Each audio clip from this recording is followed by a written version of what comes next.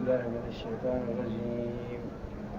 ربكم أعلم بما في نفوسكم إن تكونوا صالحين فإنه كان للأوابين غفورا.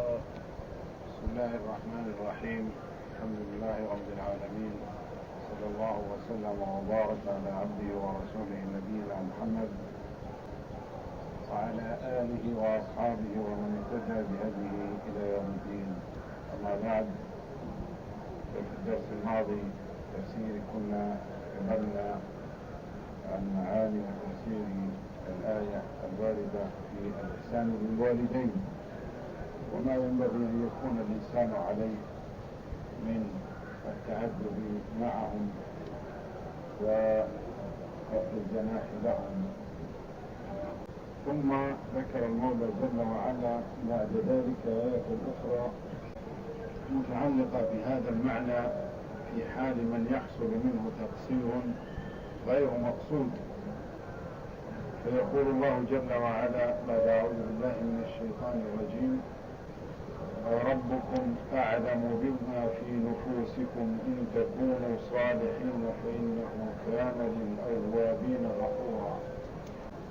قوله جل وعلا ربكم أعلم بما في نفوسكم إن تكونوا صالحين. يقول سعيد بن جبير رحمه الله: هو الرجل تكون منه البادرة إلى أبويه وفي نيته وقلبه أنه لا يؤخذ، وفي رواية لا يريد إلا الخير. يعني لو أنه صدر منه تصرف غير مقصود منه الإساءة، بدرت منه حركة أو نبرة صوت لم يقصد منها التعفف والإساءة، ثم تاب إلى الله تبارك وتعالى، فإن الله جل وعلا يعلم ما في نفسه ويقبل رجوعه وتوبته مما بدر منه.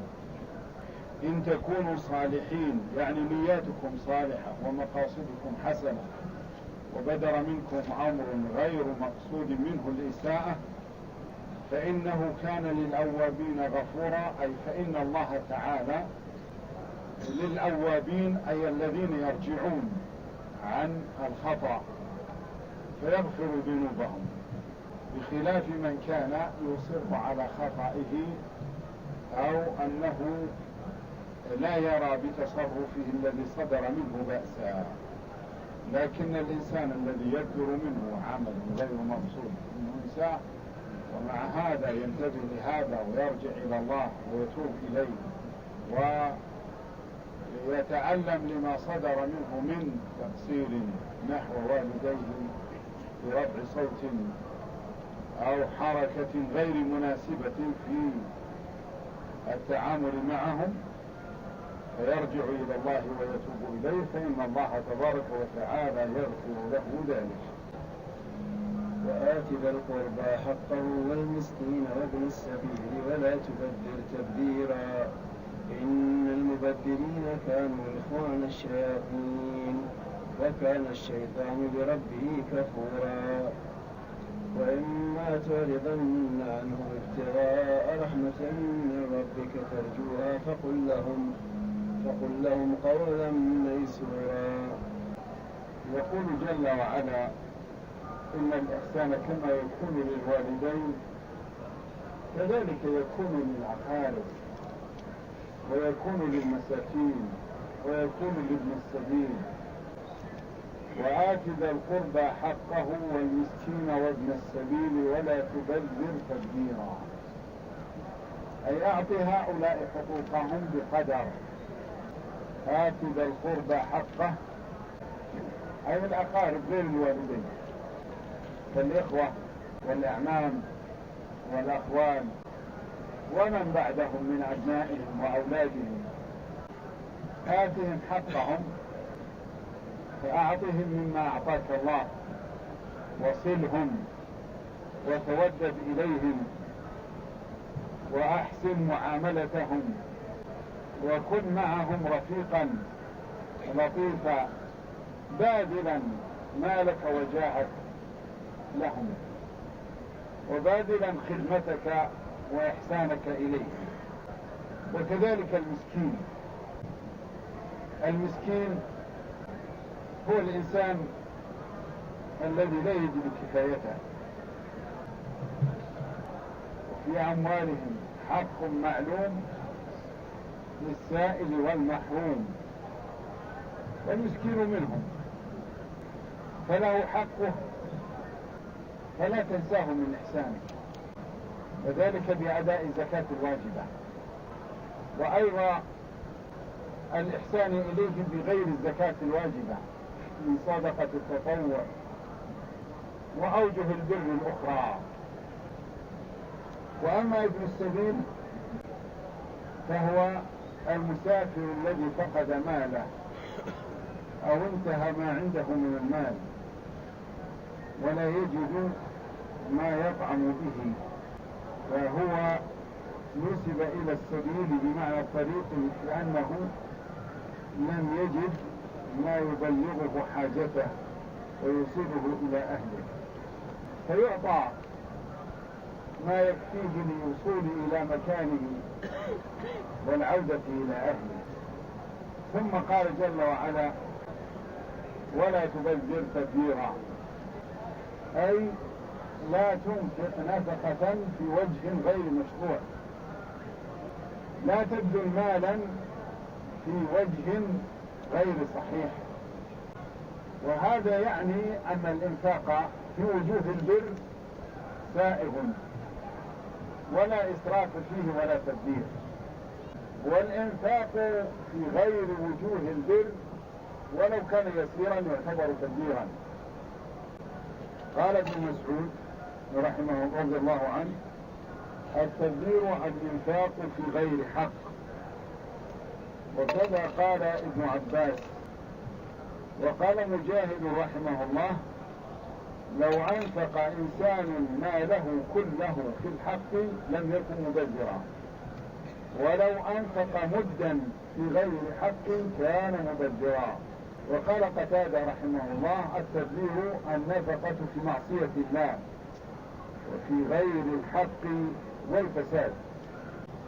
يقول الإمام أحمد رحمه الله: حدثنا هاشم حدثنا الليث عن خالد عن سعيد ابن أبي هلال عن أنس بن مالك رضي الله عنه أنه قال: أتى رجل من بني تميم إلى رسول الله صلى الله عليه وسلم فقال: يا رسول الله، إني ذو مال كثير وذو أهل وولد وحاضرة، فأخبرني كيف أنفق وكيف أصنع.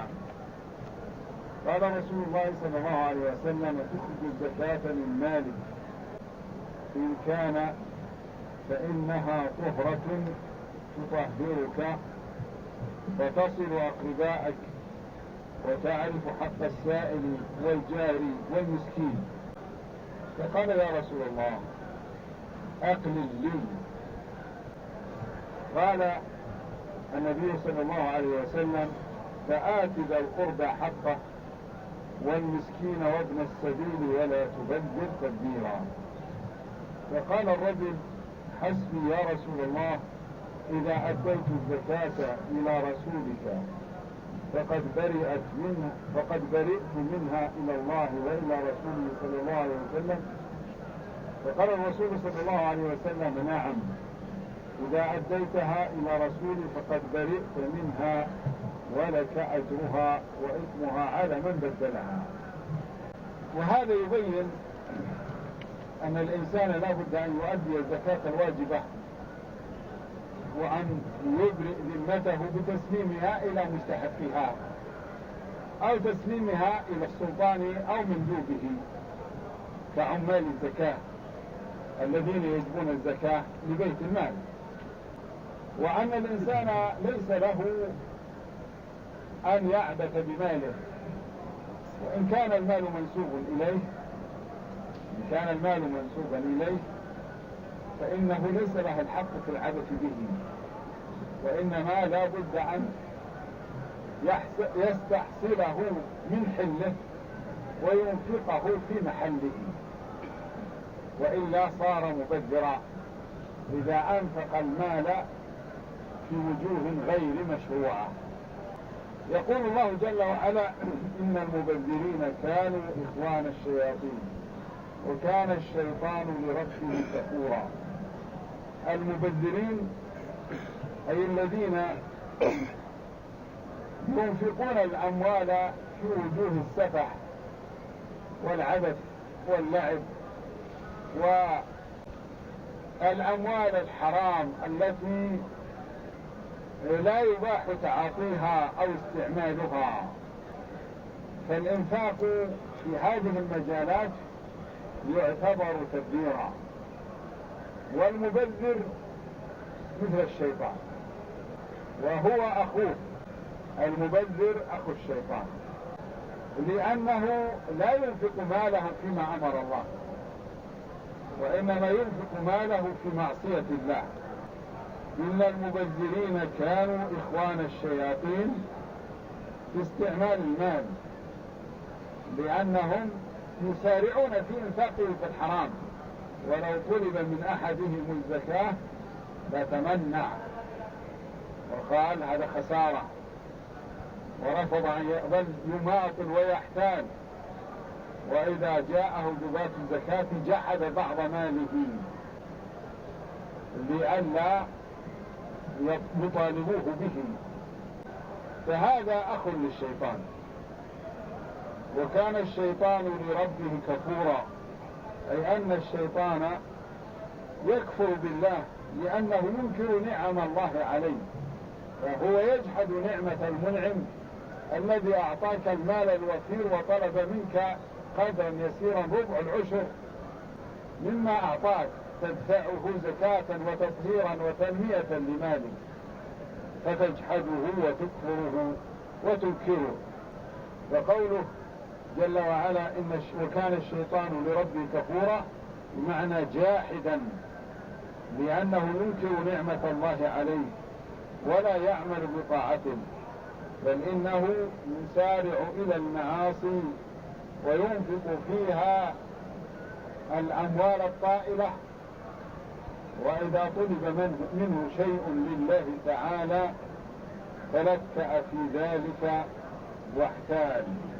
ثم قال جل وعلا: وإما تعرضن عنهم ابتغاء رحمة من ربك ترجوها فقل لهم قولا ميسورا. يقول إذا أتاك أقاربك أو الفقراء والمساكين أو ابن السبيل وأنت لا يوجد عندك مال فلا تقطع عنهم الرجاء، وإنما أمهلهم واطلب منهم الانتظار والإمهال، فلا تنهرهم أو تصرفهم بغيظة، وإنما اصرفهم وعلق أمرك بالرجاء من الله أن يتيسر لك المال. وإما تعرضن عنهم ابتغاء رحمة من ربك ترجوها، يعني ليس عندك الآن مال وأنت ترجو أن يأتيك المال أو تحصله، فقل لهم قولا ميسورا، أي قل لهم كلاما جميلا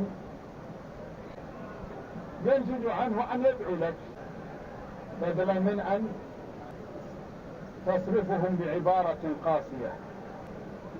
يقول ابن كثير بمعنى عدهم وعدا بسهولة ولين، إذا جاء كأن تقول إذا جاء رزق الله فسنصلكم إن شاء الله. بهذا فسره جمع من المفسرين، فتقول إذا جاء رزق الله فسنصلكم، فهذا نوع من الإمهال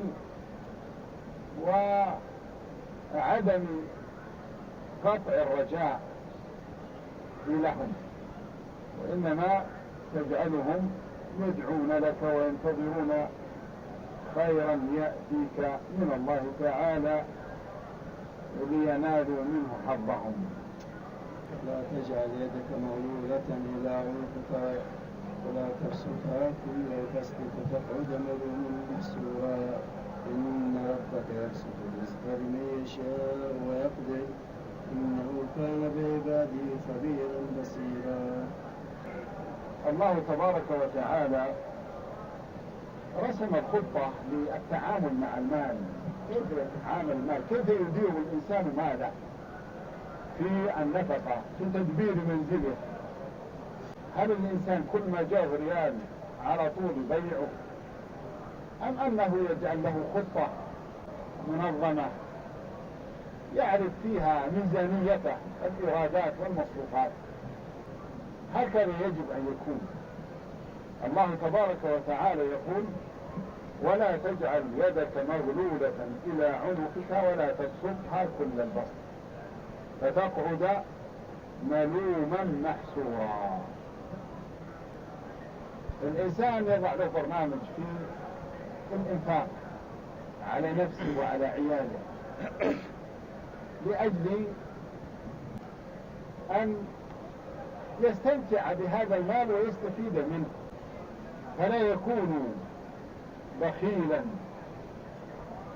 ما أتاه من مال يودعه بصندوق حتى تأتي العرضة وتأكله، ولا يكون إنسانا كلما جاءه مبلغ من المال في الحال ينفقه في أي أمر ولو كان غير محتاج إليه، بل الإنسان يعرف ماله من أين جاءه وكيف يخرجه، فينفق على نفسه بقدر على قدر دخله. إذا كان حاله فقير لا يذهب ويشتري بما جاءه من المال كعادة الأثرياء، وإنما كحاله. والإنسان المتوسط كذلك على حسب حاله، والإنسان الغني على حسب حاله. فلا تجعل يدك مغلولة إلى عنقك، وهذا كناية عن البخل. البخيل هو الذي يربط يده إلى عنقه، لا يريد أن يمدها، بمعنى لا ينفق لا على نفسه ولا على عياله ولا على الآخرين، وإنما يده شحيحة. جاءه الريال لا يخرج، وجاء لكن يسمح له بالدخول ولا يسمح له بالخروج، هذا البخيل. ومن يبخل فإنما يبخل عن نفسه. أما من أعطى واتقى صدق بالحسنى فسنيسره لليسرى، وأما من بخل واستغنى وكذب بالحسنى فسنيسره للعسرى. والإنسان الذي يبذل ماله أيضا فيما هب ودب هذا إنسان أحمق ولا يحسن التصرف، وينبغي الحجر عليه، لأنه لا يعرف أن يدير ماله ولا يدري ما هي الأولويات التي يبدأ بها. قد يكون محتاج أمر ضروري فينفق ماله في أمر تافه، وإذا جاء دور الأمر الضروري لا يجد شيئا. من أين له يشتري الأمر الضروري؟ يبقى ملوم ومحسور، يتحسر ويلوم نفسه ويلومه الآخرون، يقولون أنت دخل عليك، أنت راتبك 10,000 وليه ما تشتري لهلك خبز وعيش ورز وسمن وتوكلهم مثل ما يأكلون أمثالك؟ يقول والله ما عندي شيء، أنا راتبي اشتريت به لعبة للولد الفلاني. ليه تشتري لعبة لفلان؟ قال والله الولد الثاني قال أبغى أسافر للخارج في العطلة وأعطيته المبلغ قلت روح سافر.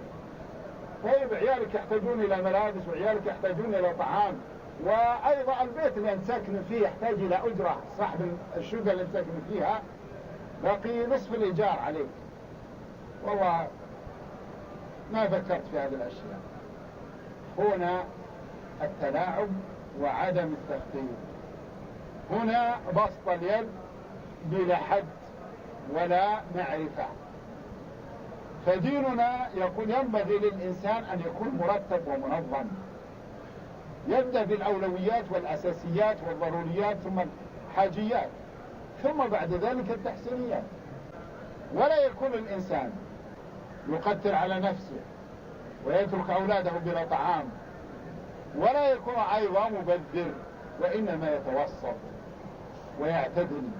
وإذا أنفق أي شيء فإنما ينفقه في أوجهه المشروعة ويحقق لنفسه القيام بالمسؤولية.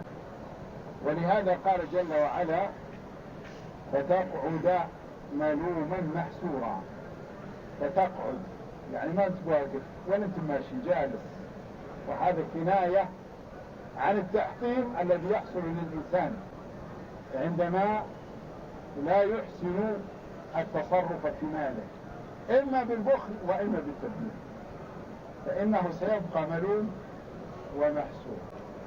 البخيل سوف يتألم عندما يأتيه الموت وأمواله محجورة ومحصورة، وسيأخذها الورثة عند خروج روحه، وهو الآن لا يستطيع أن يتصرف فيها ولا يحرقها، وقد يكون في الورثة من يكرهه ولا يريد أن يأخذ من ماله شيئا، فيتألم ويتحسر. أو أنه إذا كان من المبذرين يجد نفسه محتاج لأساسيات الحياة ولا يستطيع أن يحصلها، لأن المال الذي جاءه قد خرج في وجه تافه وغير محتاج إليه. يقول جل وعلا: إن ربك يبسط الرزق لمن يشاء ويقدر إنه كان بعباده خبيرا بصيرا. لأن الله تبارك وتعالى يبسط الرزق لمن يشاء من عباده، فيعطي من يشاء بلا عد ولا حد، فهو الرزاق وهو الذي بيده ملكوت كل شيء. وبعض عباد الله يقلل عنهم المال، وهذا لحكم يعلمها الله جل وعلا. فمن عباد الله من لا يصلح إيمانه إلا بالفقر، ومن عباد الله من لا يصلح إيمانه إلا بالغنى. والله جل وعلا قد يختبر بعض عباده بالغنى ليستدرجهم. ولهذا جاء النبي صلى الله عليه وسلم إنه قال: إذا رأيت الله تعالى يعطي العبد من الدنيا على معاصيه ما يحب فإنما هو استدراج. وقد يمتحن بعض عباده بالغنى فيكون سببا لطغيانهم وسببا لفسادهم وتجبرهم وإيذائهم للخلق.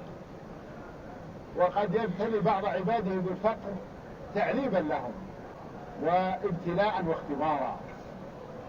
والله جل وعلا خلق الموت والحياة ليبلوكم أيكم أحسن عملا. والإنسان مطلوب منه في هذه الحياة أن يتعامل مع المال التعامل الصحيح. وقد جاء عن النبي صلى الله عليه وسلم أنه في كل يوم ينزل ملكان، أحدهما يقول: اللهم أعط منفقا خلفا، ويقول الآخر: اللهم أعط ممسكا تلفا. والمراد بالإنفاق الإنفاق في وجوه البر والخير. أما الذي ينفق ماله في الحرام فهذا لا يخلف عليه، وإنما يعذب بهذا المال الذي أنفقه في الحرام. وإنما المراد الإنفاق في وجوه البر والأوجه المباحة والمشروعة.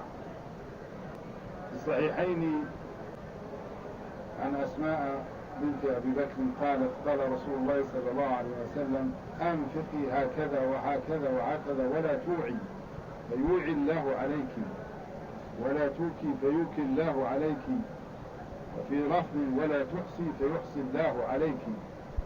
والمراد بهذا الإنفاق في وجوه الخير والبر.